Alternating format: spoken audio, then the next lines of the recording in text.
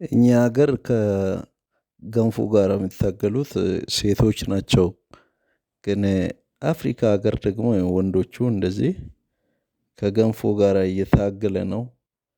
እኔ እኔ የገረመኝ ገንፎውን ሲያዞረው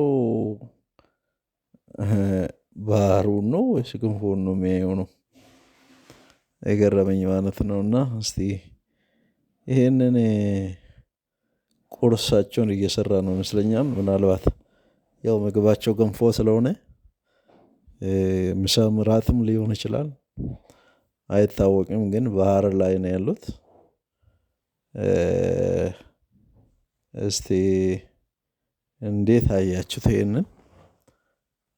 እኔ ግን በጣም ነው የገረመኝ በእውነት ሰው ባህር ላይ እየሄደ በጀልባ እየሄደ እንዲህ ገንፎውን አረረረረ ደንበኛ ሴት እኮ እኛ ሀገር እንደምትሰራ የገንፎውን አላወሰው።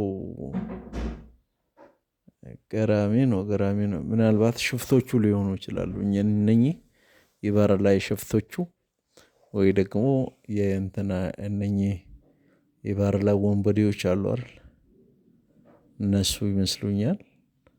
እስቲ የራሳችሁን ግምት አስቀምጡ። የት አካባቢ የሚገኘው ሶማሌ ወይ ናይጄሪያ ወይ እንደዛ አይነት ነገር ነው ወይ ኬንያ አካባቢ ይመስለኛል።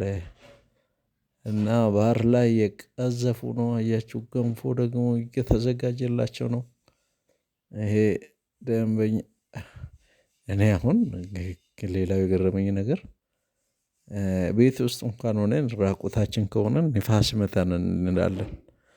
እነሱ ግን ራቁታቸውን ባህር ላይ እንደዚህ ገንፎአቸውን ያንከባልላሉ። ጀልባው ይንከባለላል።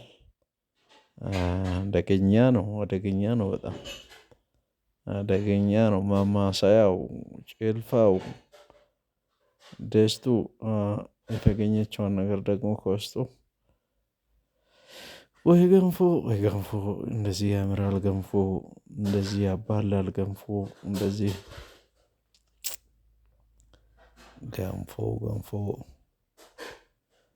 እስቲ እናንተ ሀገርን ገንፎ እንዴት ነው የሚበላው?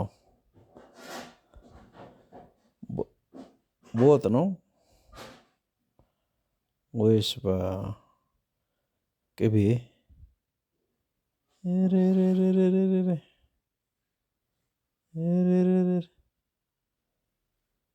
ደገሙት እንዴ ኖ ብዙ ናቸው እንዴ?